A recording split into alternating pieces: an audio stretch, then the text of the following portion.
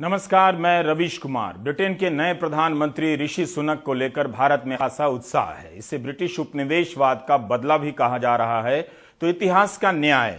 लेकिन हम जश्न किस बात का मना रहे हैं?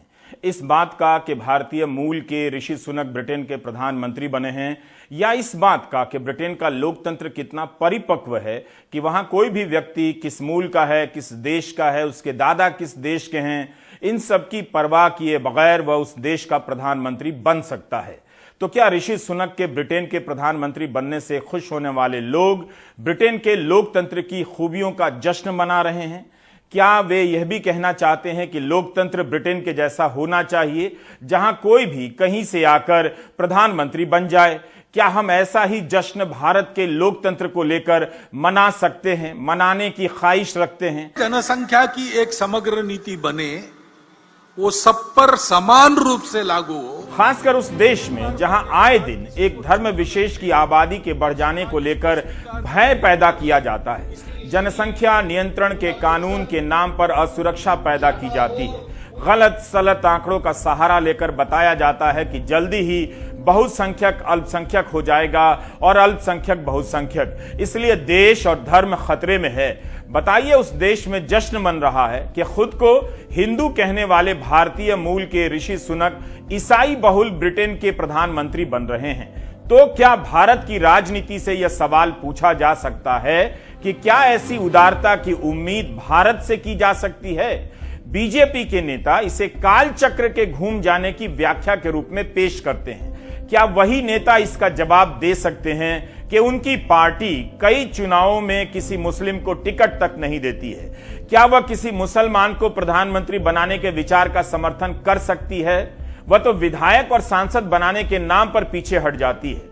कांग्रेस नेता शशि थरूर ने अपने ट्वीट में पूछा है कि क्या भारत में ऐसा हो सकता है कि विदेशी मूल का कोई व्यक्ति प्रधानमंत्री बन जाए? उनका इशारा साफ है कि 2004 में सोनिया गांधी का नाम लेकर विदेशी विधवा और विदेशी मूल की महिला कहकर कितना विरोध किया गया कि उन्हें प्रधानमंत्री नहीं बनने देंगे और सर मुड़वा लेंगे। मेरा मन जिस चीज को स्वीकार नहीं करता उसका क्या करूं? मैं घर में नहीं बैठ सकती ये कहकर के मेरा मन स्वीकार नहीं करता। लोग कहेंगे संसद में तो बैठी है, उनको मैडम प्राइम मिनिस्टर कह रही है और कहती है स्वीकार नहीं करता, तो जो संसद की सुविधाएं वो छोड़ दूंगी। सिर्फ सुषमा स्वराज का बयान ही नहीं, उस समय के कई नेताओं के बयान इसी लाइन पर थे। सोनिया गांधी का विदेशी होना जितना महत्वपूर्ण है, उससे ज्यादा महत्वपूर्ण है उन राजनीतिक दलों का सोचना जो सोनिया गांधी को प्रधानमंत्री बनाने के लिए सपोर्ट कर रहे हैं, कि वो इस देश में जिसकी हजारों लाखों साल की अपनी परंपरा है और जहां अंग्रेजों के रूल के खिलाफ बहुत बड़ी लड़ाई हुई थी, वो राजनीतिक दल उनका सपोर्ट क्यों कर रहे हैं?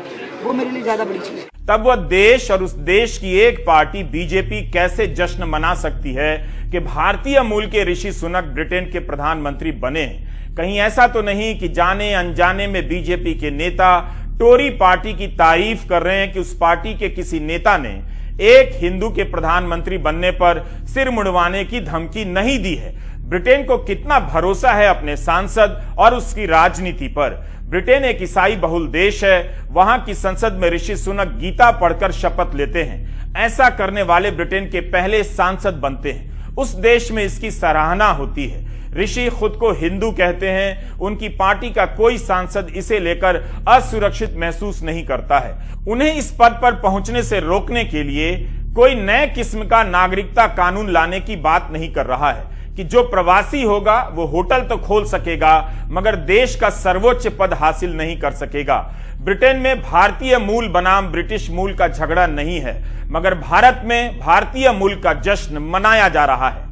हम जितना ज्यादा ऋषि सुनक के भारतीय होने पर जोर देंगे, उतना ही ज्यादा भारत की राजनीति के दोहरेपन से पर्दा उठाते जाएंगे। एक सीमा तक ही हम इसकी खुशी मना सकते हैं।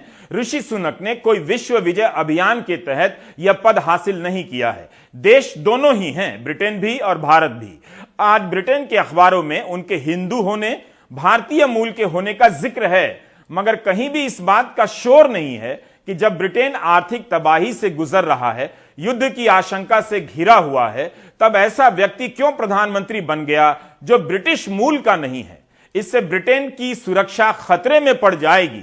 आखिर कितने देश ऋषि सुनक की पृष्ठभूमि का हिस्सा ले सकते हैं, उसका श्रेय ले रहे हैं। यह पाकिस्तान का जियो न्यूज है। इसकी हेडलाइन है कि पाकिस्तानी मूल का हिंदू ब्रिटेन का प्रधानमंत्री बनने जा रहा है। लिखता है कि ऋषि सुनक के दादा दादी पाकिस्तान के पंजाब प्रांत के शहर गुजरावाला की पैदाइश थे।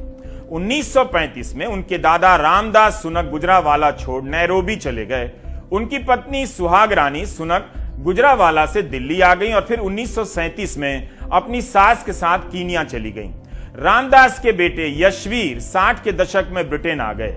पाकिस्तान का एक और अखबार डॉन की हेडलाइन है जो जियो न्यूज से अलग है। डॉन लिखता है कि 1960 में ऋषि के दादा दादी अफ्रीका से ब्रिटेन आ गए। दूसरे विश्व युद्ध के बाद ब्रिटेन के पुनर्निर्माण में हिस्सा लेने के लिए बहुत सारे लोग ब्रिटेन के उपनिवेशों से ब्रिटेन आ गए। भारत की प्रमुख समाचार एजेंसी पीटीआई की हेडलाइन है कि सुनक पहले गैर व्हाइट प्रधानमंत्री बन रहे हैं। उनके प्रधानमंत्री बनने पर भारत और पाकिस्तान दोनों को गर्व है। पीटीआई ने लिखा है कि ब्रिटेन के नए प्रधानमंत्री भारतीय भी हैं और पाकिस्तानी भी। भारत के अखबार द टेलीग्राफ ने लिखा है कि सुनक की वंशावली पर भारत और पाकिस्तान दोनों ही दावा कर रहे हैं। पाकिस्तान का अखबार हिंदू प्रधानमंत्री पर जोर दे रहा है, तो सवाल उससे भी है कि उसके अपने देश में कोई हिंदू प्रधानमंत्री क्यों नहीं बन सका। आज उसे भी सुनक के हिंदू होने का श्रेय लेना पड़ रहा है। इन दोनों देशों ने हिंदू मुस्लिम डिबेट में कितना वक्त पानी की तरफ बहा दिया। ऋषि सुनक की पहचान के साथ भारत के विभाजन का दुखद अतीत जुड़ा हुआ है। उनके दादा दादी गुजरावाला शहर से थे और 1947 के विभाजन से 12 साल पहले उस भारत को छोड़ गए जो तब नहीं बटा था। कितनी अच्छी बात है कि उनके मूल को भारतीय बताने के लिए पाकिस्तान के उस शहर को भारतीय के रूप में देखा जा रहा है, भारत का हिस्सा बताया जा रहा है। आज गुजरावाला पाकिस्तान के पंजाब प्रांत में है। जाहिर है वहां भी जश्न मन रहा होगा और इसी के साथ एक टीस भी उठती होगी, अगर उठती होगी तो। लेकिन विभाजन के बाद हजारों लोग गुजरावाला शहर से भारत आने वाले जरूर किसी और एहसास के साथ इस घटना को देख रहे होंगे। दिवंगत पत्रकार विनोद दुआ भी इसी इलाके से आते थे। ऋषि सुनक पर पाकिस्तान से लेकर भारत के अलावा कीनिया भी दावा कर रहा है। अब आप इस ट्वीट को देखिए, कीनिया के उद्योग मंत्री का है। लिखते हैं कि सुनक भारतीय मूल के हैं, कीनिया के विरासत का हिस्सा हैं, ब्रिटेन के प्रधानमंत्री बनने जा रहे हैं। मातृभूमि से आपको बधाई भेजी जा रही है।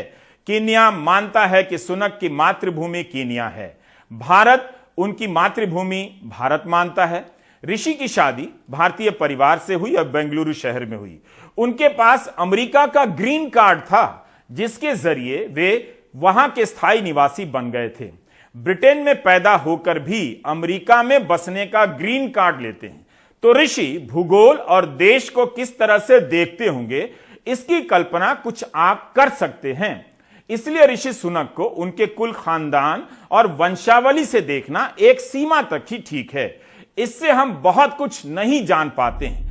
जानने के लिए समझना होगा कि ब्रिटेन के साउथम्पटन शहर में पैदा हुए ऋषि अमेरिका का ग्रीन कार्ड क्यों लेते हैं और राजनीति में आने के बाद भी बहुत साल तक नहीं बताते कि उनके पास ये कार्ड है। 6 साल से सांसद रहे तब भी ग्रीन कार्ड सरेंडर नहीं किया और 19 महीने तक वित्त मंत्री रहे तब भी नहीं। जब अप्रैल महीने में इस साल विवाद उठा तब जाकर सफाई आई कि वित्त मंत्री के रूप में जब पहली बार अमेरिका गए तब इसके सरेंडर करने के बारे में पूछा, नियमों के बारे में पता किया और सरेंडर कर दिया। कमाल है। आरोप लगा कि ग्रीन कार्ड इसलिए रख रहे हैं ताकि इससे ब्रिटेन में टैक्स की छूट हासिल कर सकें। यह गेम समझिए। ऋषि की पत्नी अक्षता के बारे में गार्डियन अखबार में खबर छपी है कि उन्होंने नॉन डोमिसाइल सर्टिफिकेट इसलिए रखा ताकि टैक्स बचा सकें। 20 मिलियन पाउंड टैक्स बचाएं। यह एक तरह की नैतिक टैक्स चोरी है। भारतीय रुपए में यह पैसा 187 करोड़ रुपए के करीब बैठता है। नॉन डोमिसाइल स्टेटस से जो आप विदेशों में कमाते हैं उस पर टैक्स नहीं लगता है। अक्षता को भारतीय कंपनी से डिविडेंड के रूप में काफी पैसे मिलते हैं। तब लेबर पार्टी ने आरोप लगाया कि अक्षता मूर्ति टैक्स बचाने के तरीके खोज रही हैं, जबकि उनके पति जनता पर टैक्स लाद रहे हैं। जनता पर टैक्स लगाने वाले खुद टैक्स चुराने या बचाने के 100 रास्ते खोज लेते हैं। बेहतर है आप इस पर फोकस करें, ना कि वे किस मूल के हैं। इस पर फोकस करें कि आज की दुनिया में कोई नेता किस नेटवर्क से आ रहा है, उस नेटवर्क का आर्थिक प्लान क्या है। अमीरों के नेटवर्क से आने वाले इस नेता का जश्न भारत में उस पार्टी के नेता मना रहे हैं जो चाय वाला को प्रधानमंत्री बनाने का श्रेय लेती है। यह भी नहीं देखते कि ऋषि सुनक की आर्थिक सोच क्या है। सुनक के बारे में पढ़ेंगे तो पता चलेगा कि वे अमीरों के उस नेटवर्क से, क्लब से आते हैं जो केवल अमीरों को और अमीर बनाने के सपने देखता है और कदम उठाता है, जिसके बहुत से तार वर्ल्ड इकोनॉमिक फोरम से जुड़ते हैं। वहां से तय होने वाली भाषा ही, शब्दावली ही दुनिया में अलग अलग नेता अलग अलग नाम से बोलते हैं। सुनक अमीरों के ऐसे नेटवर्क से आते हैं जिसके सहारे किसी बड़ी यूनिवर्सिटी में पहुंचना या किसी पद पर पहुंचना कोई बड़ी बात नहीं। चैनल 4 से लेकर गार्डियन तक में सुनक के वित्तीय संस्कार के बारे में कई खबरें छपी हैं जो हिंदी मीडिया में नहीं बताई जा रही हैं। जिन स्कूलों और कॉलेज में सुनक की पढ़ाई हुई वे ब्रिटेन के सबसे महंगे प्राइवेट स्कूल और कॉलेज हैं, जिसकी फीस लाखों में होती है।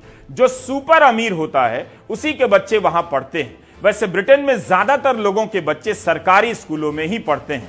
यह कॉलेज 14वीं सदी से चल रहा है, जिसकी केवल फीस ही भारतीय रुपए में 43 लाख रुपए सालाना होती है। इस स्कूल से निकलने वाले छात्रों का एक नेटवर्क होता है जिसके सहारे किसी पद पर पहुंचना कोई बड़ी बात नहीं।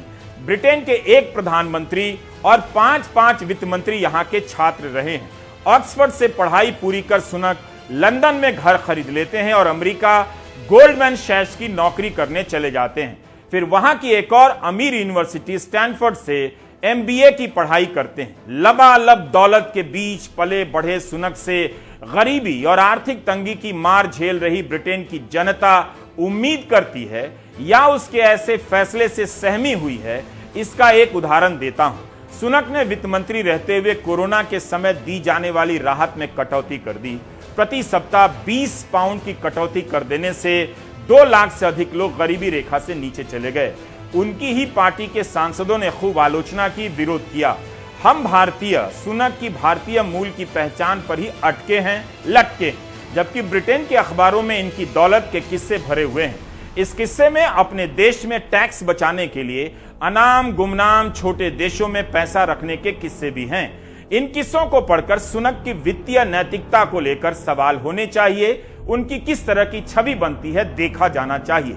इतनी दौलत होने के बाद भी टैक्स बचाने के लिए दूसरे देशों में निवेश किया जाए और ना देने का जुगाड़ निकाला जाए, इससे पता चलता है कि सुनक की निष्ठा किसी देश से भी ज्यादा पैसे के प्रति है।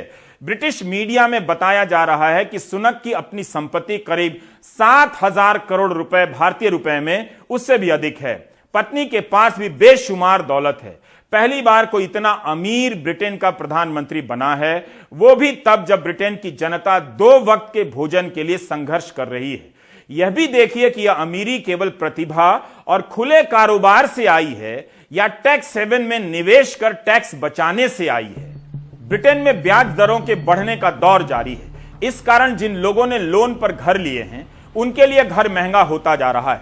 ऊपर से बिजली बिल और महंगाई की मार। ब्रिटेन में महंगाई ऐतिहासिक स्तर पर है।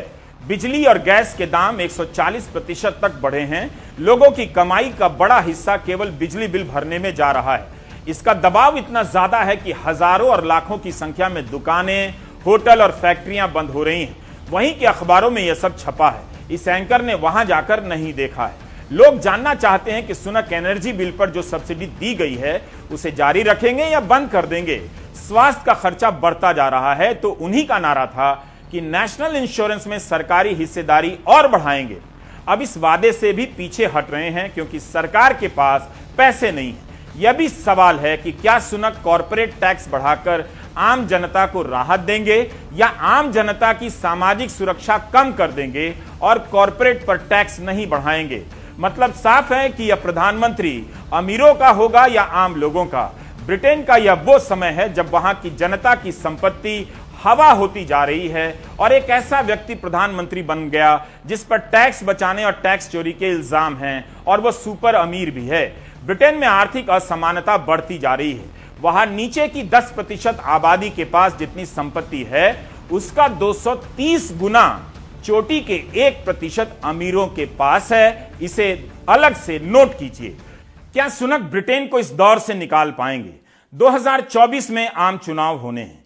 उनके पास 1.5-2 साल का ही वक्त है। उनकी नाव मझधार में है। अगर जनता को राहत देने के लिए खर्च करते हैं, बढ़ाते हैं सरकारी खर्च, तो पैसे के लिए अमीरों पर टैक्स बढ़ाने होंगे। अगर ऐसा किया तो उनकी कुर्सी चली जा सकती है। तब फिर महंगाई और बढ़े ब्याज दरों से जनता को कैसे राहत देंगे?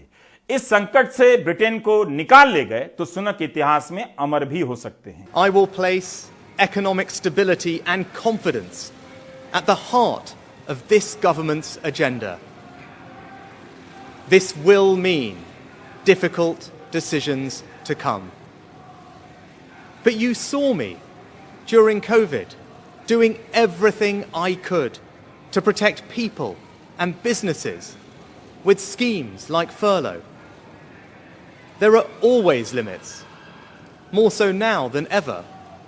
But I promise you this, I will bring that same compassion to the challenges we face today. The government I lead will not leave the next generation, your children and grandchildren, with a debt to settle that we were too weak to pay ourselves. I will unite our country, not with words, but with action. I will work day in and day out to deliver for you. फिर उस network को भी उन्हें हराना होगा जिसके शातिराना खेल से वे इस कुर्सी पर पहुंचे हैं। मिसाल के तौर पर आप विरोधी दल लेबर पार्टी की सांसद नाडिया व्हाइटहोम के ट्वीट को देख सकते हैं। नाडिया व्हाइटहोम ने ट्वीट कर दिया कि इसमें ऐसी कोई खास बात नहीं कि एशियाई मूल को प्रतिनिधित्व मिला है, क्योंकि सुनक घोर अमीरवादी हैं या केवल अमीरों के साथ हैं। आप इन्हें ब्लैक, व्हाइट या एशियन की नजर से नहीं देख सकते। बाद में नाडिया व्हाइटहोम ने ट्वीट डिलीट कर दिया, मगर एक और लेबर सांसद ने सुनक को फ्रॉड कहा है। कोरोना के समय जब मार्च 2020 में ब्रिटेन में तालाबंदी लगी, तब सुनक ने ऐलान किया कि किसी को नौकरी से नहीं निकाला जाएगा, उनकी सैलरी का बड़ा हिस्सा सरकार देगी। तब उनकी काफी तारीफ हुई। इसी के साथ उन्होंने एक और योजना का ऐलान किया, corona viral bounce loan scheme. इसके तहत छोटे उद्योग धंधे को लोन दिया जाना था ताकि वे खुद को बंद होने से बचा सकें।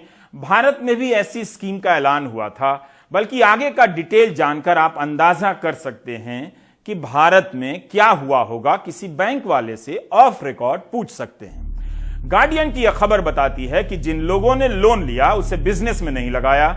ऐसे लोगों ने भी लोन लिया जिनका बिजनेस पहले से बंद हो गया था, और ऐसे लोगों ने भी लिया जो बिजनेस नहीं कर रहे थे। ब्रिटेन की सरकार ने गारंटी दे दी कि अगर लोन नहीं लौटेगा तो सरकार अपने राजकोष से पैसा देगी।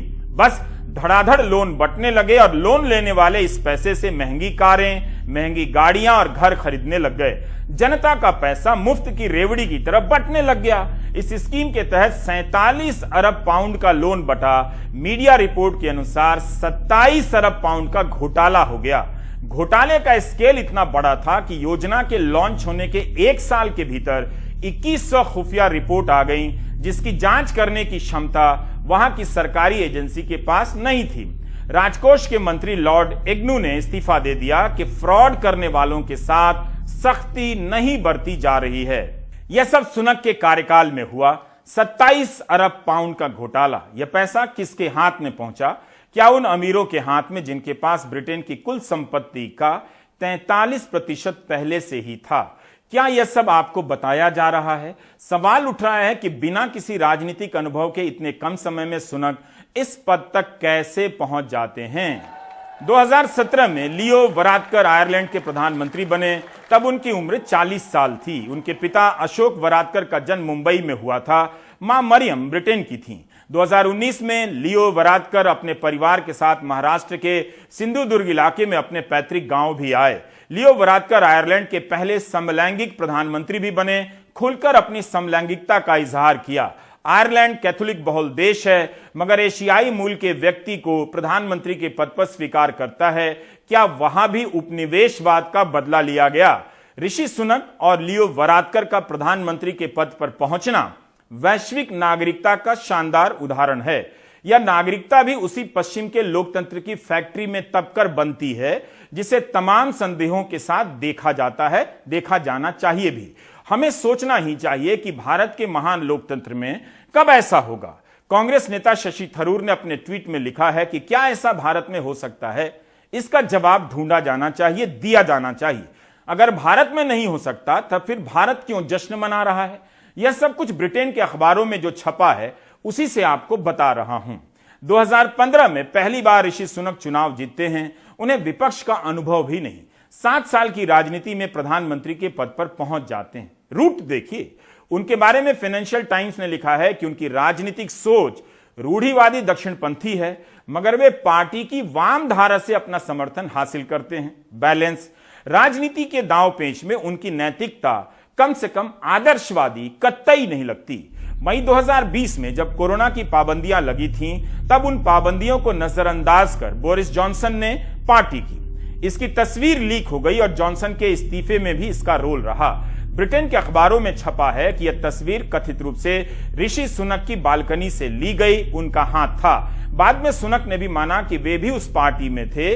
पार्टी गेट कांड के कारण जॉनसन को पद से इस्तीफा देना पड़ा। इस घटना को भारत के लोग नहीं समझ सकते। जहां कोरोना की पाबंदियां तोड़कर चुनावी रैलियां हुआ करती थीं, मगर प्रेस कॉन्फ्रेंस के समय नेताओं को डिजिटल कॉन्फ्रेंस की याद आ जाया करती थी। ऋषि सुनक वित्त मंत्री थे, मगर अपने ही प्रधानमंत्री की पोल खोल देने का इल्जाम उन पर लगा। उनकी कुर्सी चली गई। उसके बाद लिज ट्रस प्रधानमंत्री बनी, उनकी कुर्सी चली गई। अब सुनक उस कुर्सी पर विराजमान होने जा रहे हैं। 2015 में सांसद बना व्यक्ति 2018 में मंत्री बनता है। 2019 में बोरिस जॉनसन का समर्थन कर मंत्री बनते हैं। जब वित्त मंत्री जावेद इस्तीफा देते हैं तब फरवरी 2020 में सुनक वित्त मंत्री बनते हैं। जुलाई 2022 में इस पद से इस्तीफा देते हैं। प्रधानमंत्री पद की दावेदारी करते हैं, लिज ट्रस से हार जाते हैं। अक्टूबर 2022 में प्रधानमंत्री बन जाते हैं। जनता के वोट से या उसके बीच दावेदारी से नहीं, बल्कि पार्टी की कमेटी के चुनाव से बनते हैं। अगर आप यह मानते हैं कि केवल प्रतिभा या भारतीय मूल के होने के कारण सुनक इतने कम समय में प्रधानमंत्री के पद तक पहुंचे हैं, तब आप राजनीतिक रूप से बहुत मासूम हैं। दरअसल मूल बात यह है कि उनकी पहचान किस नस्ल के हैं, किस भूगोल से हैं, इन्हीं सब पर जोर दिया जा रहा है ताकि पहचान को लेकर वाहवाही होती रहे, ताकि इसकी आड़ में उनकी आर्थिक सोच पर किसी की नजर न जाए। क्योंकि जैसे ही आप आर्थिक क्षेत्र में प्रवेश करते हैं, मुश्किल सवालों से टकराने लग जाते हैं। ब्रिटेन की आर्थिक स्थिति इस समय बहुत खराब है। सुनक इस गिरावट को रोक पाएंगे या और बदतर बना देंगे? ब्रिटेन के अखबारों में दोनों तरह की संभावनाओं और आशंकाओं पर खूब लिखा जा रहा है। किसी नेता के उभार को इसी तरह देखिए, ना कि उसके नाम और गांव की चर्चा में सारा दिन बिता दीजिए। और हमारे साथ बात करने के लिए मौजूद हैं प्रकाश केरे, वरिष्ठ पत्रकार। प्रकाश दूसरे देशों में चल रही घटनाओं पर बहुत करीब से नजर रखते हैं, लिखते रहते हैं। प्रकाश, कई तरह की आशंकाएं जताई जा रही हैं ऋषि सुनक को लेकर, खासकर उनकी आर्थिक सोच को लेकर। भारत में ज्यादा जोर इस बात पर है कि वे भारतीय मूल के हैं, उनका संबंध भारत के किस परिवार से है, मगर हम इसके अलावा जानना चाहते हैं कि वो आर्थिक नीतियां या वो आर्थिक सोच क्या हैं जो किसी ऋषि सुनक को नेता बनाती हैं और राजनीति में महत्वपूर्ण बना देती हैं। जी, ठीक है कि भारतीय होने के नाते हमें एक संतोष, एक खुशी होनी चाहिए, लेकिन हमें यह भी याद करना चाहिए कि यूरोप के कुछ देशों में पहले भी भारतीय मूल के प्रधानमंत्री हो चुके हैं। पुर्तगाल के प्रधानमंत्री गोवा से उनका ओरिजिन है, और आयरलैंड के में मराठी मूल के एक प्रधानमंत्री हो चुके हैं। तो ये कोई नई बात नहीं है, और हम जानते हैं कि तमाम यूरोपीय पार्लियामेंट्स में और अमेरिकी कांग्रेस में जो है इंडियन ओरिजिन के लोग हैं, डायरेक्टली इनडायरेक्टली, जो हमारे देश से जुड़े हुए हैं। तो खैर ये अच्छी बात है, और दुनिया ग्लोबल बन रही है तो बढ़िया ही है। लेकिन हमें ट्रिविलाइज नहीं करना चाहिए, क्योंकि ब्रिटेन एक बड़ी अर्थव्यवस्था है और दुनिया के अर्थव्यवस्था में और जो आर्थिक तंत्र है उसमें उसकी बड़ी भूमिका है। लंदन को फिनेंशियल कैपिटल करता है। तो तमाम ये जो पहलू हैं, तो हमें ऋषि सुनक की पॉलिटिक्स और उनकी पॉलिसीज पर फोकस ज्यादा करना चाहिए, बजाय इसके कि उनका ओरिजिन या उनका बैकग्राउंड क्या है। और चांसलर रहते हुए हमें वो बहुत कुछ इंडिकेशन दे चुके हैं कि वो कैसा सोचते हैं। पीछे जब प्रधानमंत्री पद के लिए उनकी पार्टी के भीतर जो रेस चल रही थी, उस दौरान उन्होंने अपनी बात कही है। और अब हम आगे देखेंगे जब उनका बजट प्रपोजल या जो भी पॉलिसीज आएंगी। जी। पर प्रकाश, ये क्यों कहा जा रहा है कि सुनक ब्रिटेन को अपने फैसलों से और भी बर्बादी की तरफ ले जाएंगे? इनसे ज्यादा उम्मीद नहीं की जानी चाहिए। जहां तक ये आशंका है कि ऋषि सुनक कुछ बहुत अच्छा नहीं कर पाएंगे, बहुत अच्छा करने की बात तो दूर, शायद स्थिति और खराब हो जाए, उसका कारण ये है कि जो जिस सोच से बोरिस जॉनसन आ रहे हैं, जिस सोच से ऋषि सुनक आ रहे हैं, जिस सोच से जावेद आ रहे थे, जिस सोच से लिज ट्रस आ रही थी, उनमें बहुत फर्क नहीं है। आपके कहने बोलने और कुछ माइनर एडजस्टमेंट में अंतर हो सकता है, लेकिन ये सारी जो पॉलिसीज हैं, न्यू लिबरल न्यू कंजर्वेटिव जो पॉलिसीज हैं, ये मार्गरेट थैचर के जमाने से चली आ रही है। और सारे लोगों ने, इवन जो मुख्य विपक्षी दल है लेबर पार्टी, टोनी ब्लेयर के जमाने में वो न्यू लेबर जो बना था, उसने भी उन थियरीज को माना था कि हम सोशली जो है लिबरल होंगे और इकोनॉमिकली हम जो था, और पूरी दुनिया में चला, हमारे देश में भी चला है। तो अब जब क्राइसिस एक्सट्रीम पर है कि 4 दशक में सबसे अधिक इन्फ्लेशन है, लोगों की जो कमाई है वो निचले लेवल पर है, आपको नहीं पता है कि एनर्जी का संकट, फूड का जो ये प्राइस का संकट है, ये कहाँ जाकर रुकेगा। रूस यूक्रेन का मसला सुलझता हुआ नहीं दिख रहा है। तो आपके पास कौन सा ऐसा क्या जादू की छड़ी है? एक है आप टैक्स बढ़ाएंगे। आप कैसे टैक्स बढ़ाएंगे? क्योंकि जो रिच तबका है वो आपका बैकबोन है, वो आपका सबसे बड़ा आपकी पार्टी का डोनर है। क्या वो ज्यादा टैक्स देने की स्थिति में है या वो देना चाहता है? अगर देना चाहता तो ये संकट ही नहीं आता, ना बोरिस जॉनसन को भी नहीं जाना पड़ता। दूसरी चीज, क्या आप टैक्स बढ़ाएंगे तो सिर्फ रिच पर बढ़ाएंगे? क्या मिडिल क्लास और लोअर क्लास को उसका असर नहीं होगा? तीसरी चीज, आप कर्ज लेने जाएंगे तो वो कर्ज का क्या हिसाब होगा, उसकी स्पेंडिंग क्या होगी? क्या आप फिर ऑस्टेरिटी में जाएंगे, आप कटौती करेंगे सरकारी खर्च में, तो और स्थिति खराब होगी जनता की। ऋषि सुनक खुद कह चुके हैं जब अपना पीछे कैंपेन चल रहा था कि हम ऐसी कॉलेज डिग्रियों को, यूनिवर्सिटी डिग्रियों की समीक्षा करेंगे जिनका कोई प्रोफेशनल वैल्यू नहीं है। तो आप सोच सकते हैं कि उनकी सोच में और उनके जो 40-45 दिन रह के प्रधानमंत्री रह के गई और जॉनसन की सोच में कोई फर्क नहीं है। एक इसमें चीज नहीं हमें भूलनी चाहिए कि ये सारे लोग जब ब्रेग्जिट कर रहे थे, यूरोपियन यूनियन से अलग हो रहे थे, और जो इन्होंने सब्ज बाग दिखाए ब्रिटेन की जनता को कि हम यूरोपियन यूनियन के चंगुल से छूट जाएंगे तो क्या हो जाएगा, क्या उसका थोड़ा सा भी कुछ हुआ?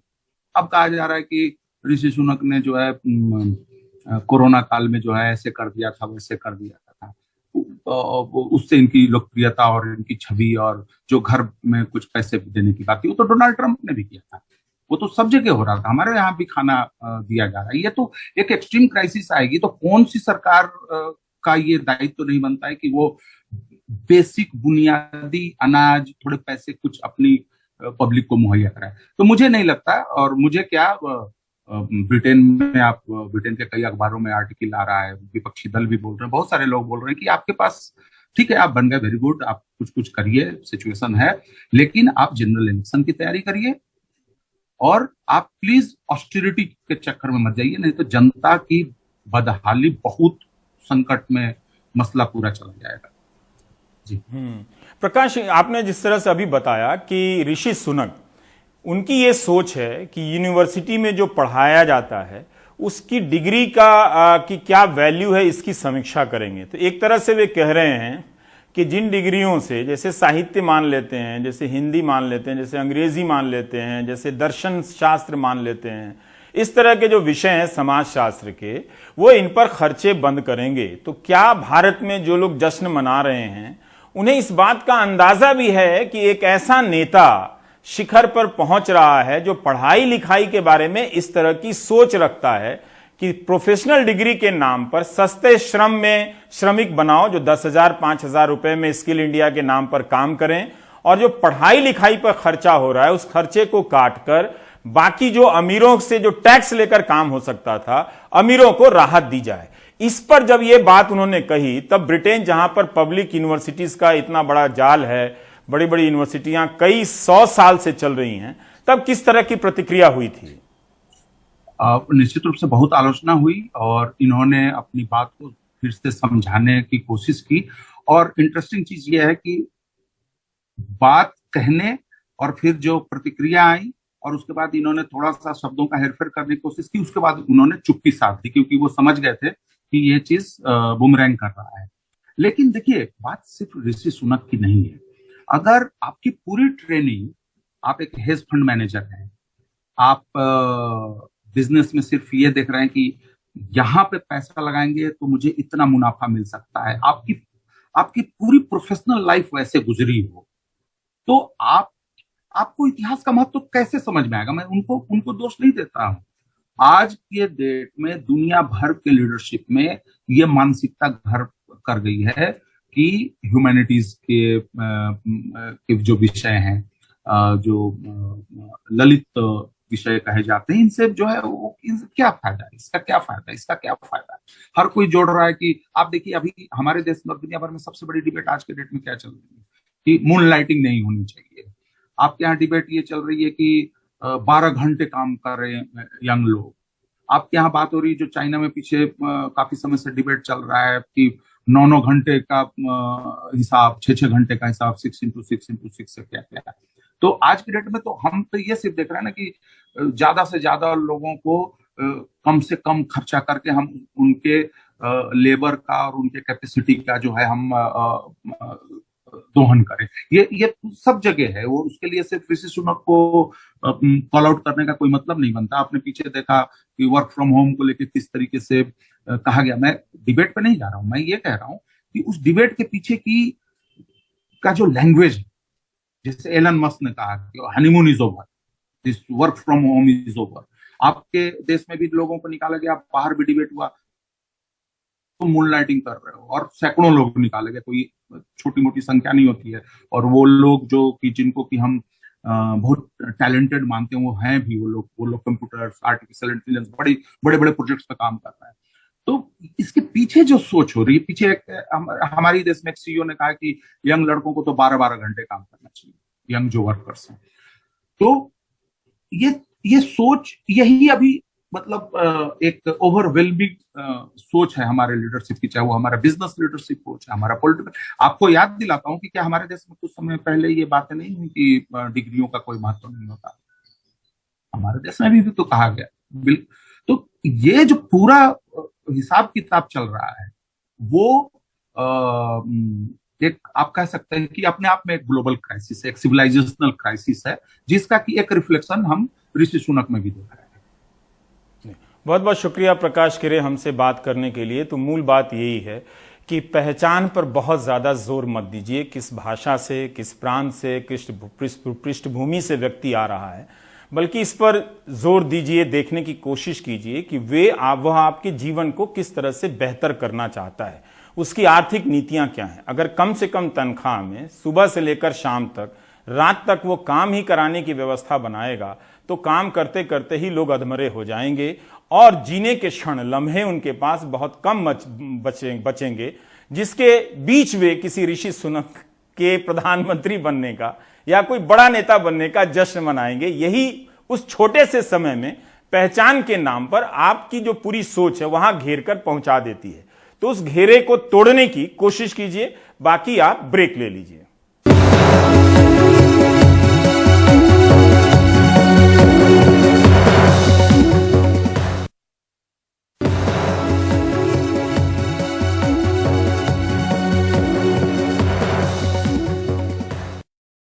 दिल्ली में आतिशबाजी पर पाबंदी थी, तब भी खूब पटाखे चले हैं।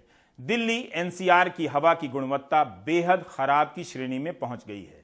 यह तब है जब पिछले 5 साल में दिवाली की अगली सुबह का प्रदूषण सबसे कम है। परिमल की रिपोर्ट।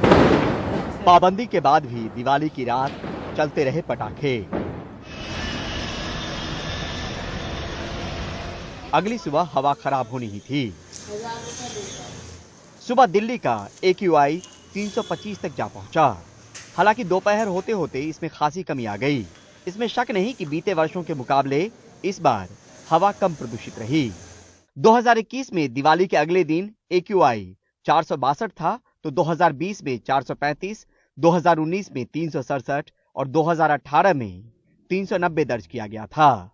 इस साल का जो है जो एयर क्वालिटी रहा है वो सबसे बेहतर रहा है। ये जो है एकदम से करीब आपने देखा करीब 50-60 AQI पॉइंट्स का इजाफा हुआ इन 2-3 दिनों में। लेकिन अगर हम अभी भी मिटिगेटिव कदम उठाएं और सब अपने अपने जो अपने कार्यकलापों में एनवायरनमेंट फ्रेंडली जो हमारे वो होते हैं तरीके हैं उनको अपनाएं और ये जो हमने विशेष दिशा निर्देश दिए हैं उनका हम अब पालन करेंगे तो जरूर मुझे उम्मीद है कि इसमें बेहतरी तो होगी। इस साल लोग भी राहत महसूस कर रहे हैं। पटाखे तो चले हैं, बच्चों ने चलाए हैं और कोई ऐसी महसूस नहीं हुआ कि पटाखों का जितना पहले दिवालियों पे होता था कि बहुत ज्यादा पोल्यूशन हो जाता था।